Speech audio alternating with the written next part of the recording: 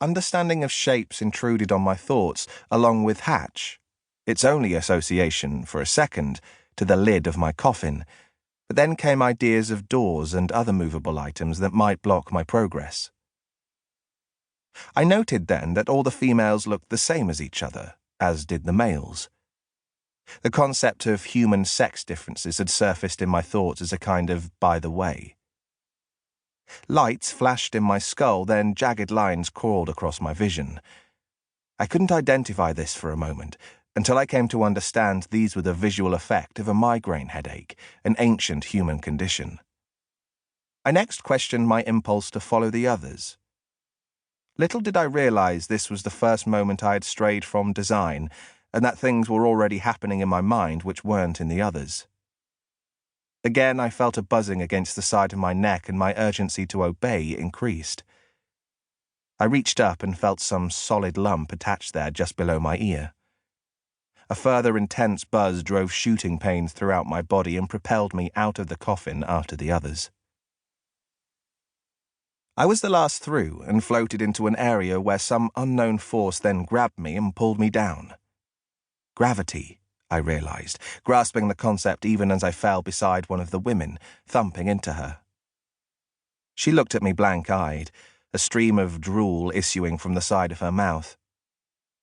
I noted the clamshell of technology attached to the side of her neck. The migraine lights flashed in my mind again, and I recognized this thing as a slaver unit, based on prador thrall technology, which used the same nanowires and neural meshes as a cerebral augmentation to key into the brain and nervous system. I was wearing one too. The slavers could quickly impart complex instructions through it, which I'd be unable to disobey, as well as knowledge they felt it necessary for me to know, such as the effect of gravity.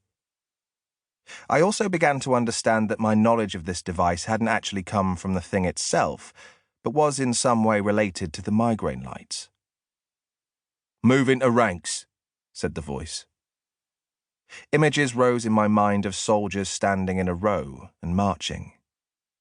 Associations blossomed through my consciousness, including positions in organizations and societies, the relative importance of individuals, and the smell of something foul.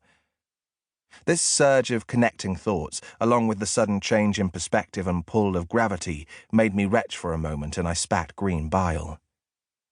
I felt my flesh sagging on my bones as I stood up.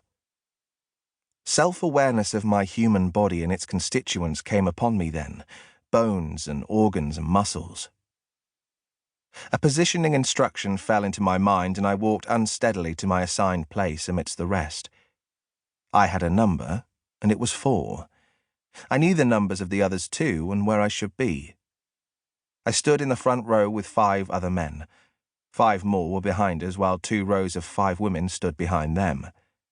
I turned my head as a door opened to one side, and 2 big, ugly men walked in. I watched them, but then noticed my fellows weren't doing the same, and so faced forward again. Knowledge, accompanied by a brief flash of jagged lines, arose from somewhere deep within me. I understood there'd be danger in revealing it, and that I had to be like the others, to blend in. The 2 men were clad in heavy combat armor. Both their suits possessed a segmented insect look, and were colored black and white, as well as strewn with decals and insignia. I didn't know what any of this meant, and could only read Strato GZ on a decal. One guy's armor was plain but bulky, while the other man seemed to have a taste for the Baroque. His possessed ornate spikes and decorated plates to give it a barbarian look. Both had big pulse guns at their hips, while the one in the barbarian outfit also carried an ionic stun baton tucked into a belt, and a wide machete sheathed down his hip.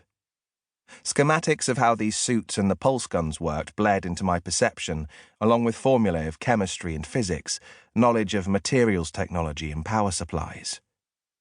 My skull ached as all these details established themselves. It seemed as though thousands of windows had opened in my mind to endless progressions of data. The less ornate one then dropped a large plasmesh sack on the floor and kicked it over to my fellow at the end of our row. "Hand these out, Jack," said the man. I now understood that my fellow was Jack 1 while I was